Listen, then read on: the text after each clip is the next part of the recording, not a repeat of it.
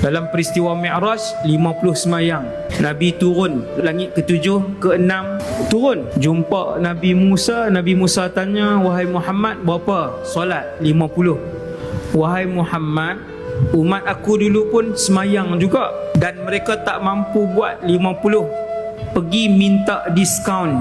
Nabi naik, minta kurang, Allah bagi kurang 5. Tuan-tuan nak tak mana muka tuan-tuan? Naik minta kurang. Nabi buat turun 45. Tuan-tuan bayangkan, hari ni kita ada 45 waktu. Setengah jam sekali qamat. 7:30 semayang, 8 semayang, 8:30 semayang. Nabi turun satu langit ke satu langit ke satu langit. Semua Rasul tak kata apa. Nabi Musa panggil, "Wahai Muhammad, berapa?" 45. Patah balik. Umat kamu tak mampu buat. Jasa Nabi Musa. Tetapi pengorbanan, tanggung malu Rasulullah SAW. Nabi naik, "Wahai Allah, kurangkan untuk umat aku." Turun, Nabi naik, Nabi turun, Nabi naik, Nabi turun, Nabi naik 9 kali.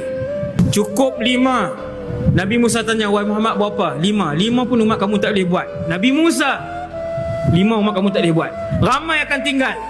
Nabi Muhammad kata, "Wahai Musa, istahyaitu min Rabbi." Aku malu dengan Tuhanku. Malu Rasulullah.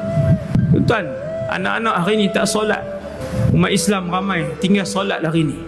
70% umat Islam di Malaysia tak solat sempurna 5 waktu. Inna lillahi wa inna ilaihi raji'un. Kita tahu kisah ni, kita tahu betapa besar pengorbanan Rasulullah.